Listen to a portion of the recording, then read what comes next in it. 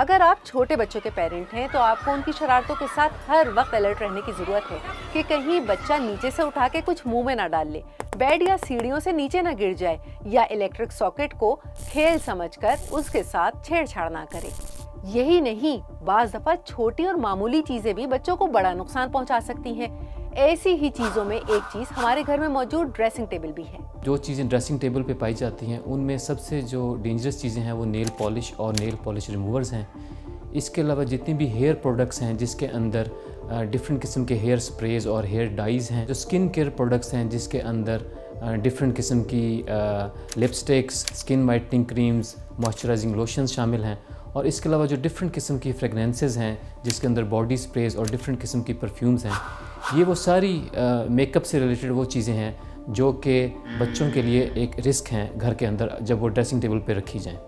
Doctors के मुताबिक आपकी ड्रेसिंग टेबल पे मौजूद नेल कलर्स और नेल पॉलिश रिमूवर अगर बच्चा गलती से पी ले तो उसमें मौजूद केमिकल्स उसके दिमाग को नुकसान भी पहुंचा सकते हैं। नेल पॉलिश रिमूवर के अंदर एक केमिकल होता है जिसको हम एसीटोन कहते हैं, और एसीटोन एक ऐसा केमिकल है जो न्यूरोटॉक्सिक है, जिसका मतलब ये है कि ये बच्चों के ब्रेन के लिए डेंजरस साबित हो सकता है। और अगर ज़्यादा मिकदार में बच्चे पी जाएँ नेल पॉलिश रिमूवर तो फिर उनका सांस भी ख़राब हो सकता है, उनके दिल की धड़कन मुतासिर हो सकती है, उनको जो दिमाग पे असर हो सकता है वो बेहोश हो सकते हैं, और कुछ रेयर केसेस में ये एक इमरजेंसी भी बन सकती है। तो जनाब, ये तो हो गई वो चीज़ें जिन्हें बच्चे निगल लेते हैं,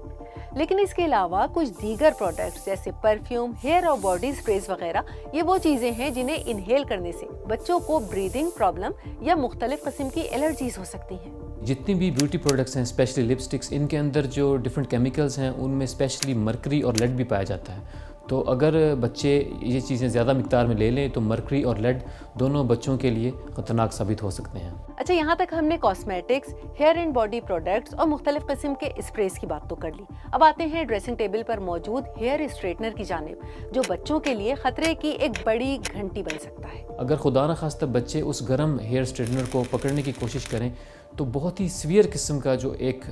जिसको हम कहते हैं स्कैल्ड बर्न होता है, जिसमें उनकी जो हाथ की स्किन है वो कम्प्लीटली जल जाती है, और कई दफ़ा बहुत ही डीप बर्न होता है। एडवाइस यही दी जाती है कि हेयर स्ट्रेटनर्स को कभी भी खुला ना रखा जाए, उनको हमेशा अनप्लग करके एक बैग के अंदर डाल के उनको कहीं किसी ड्रॉर के अंदर अंडर लॉक रखा जाए। ये तो हमने जान लिया कि ड्रेसिंग टेबल पे मौजूद प्रोडक्ट्स बच्चों के लिए रिस्क कैसे बनती हैं, और अब बात कर लेते हैं कि अगर बच्चे इससे मुतासिर हो जाएं तो उनकी फर्स्ट एड के लिए क्या किया जाए। सबसे पहले उस चीज़ को उधर से रिमूव किया जाए बच्चों की पहुंच से,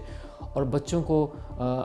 साफ़ पानी के साथ अच्छे तरीके से उनका मुंह, उनका नाक, उनकी आंखें, बल्कि बेहतर तो ये कि उनको अच्छा सा एक जो है वो शॉवर दे दिया जाए ताकि वो चीज़ें जितनी ज़्यादा से ज़्यादा उनकी स्किन से रिमूव हो सकें।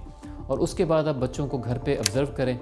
अगर आपको लगता है कि बच्चे ठीक हैं और कोई उनके अंदर सांस में दुश्वारी नहीं है, बच्चों का कलर ठीक है, वो होश में हैं और खेल रहे हैं, तो फिर आप उनको घर पे ऑब्ज़र्व कर सकते हैं। लेकिन अगर आपको लगता है कि बच्चों में किसी भी किस्म की कोई तब्दीली आ रही है, सांस लेने में दुश्वारी है, उनका कलर ठीक नहीं लग रहा, कलर पीला या नीला हो रहा है,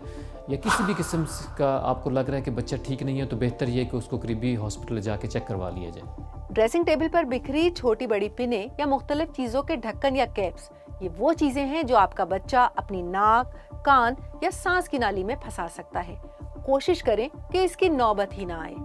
तो जनाब, बच्चों को सेफ रखने के लिए ऐसी तमाम चीज़ें उनकी पहुंच से दूर रखें।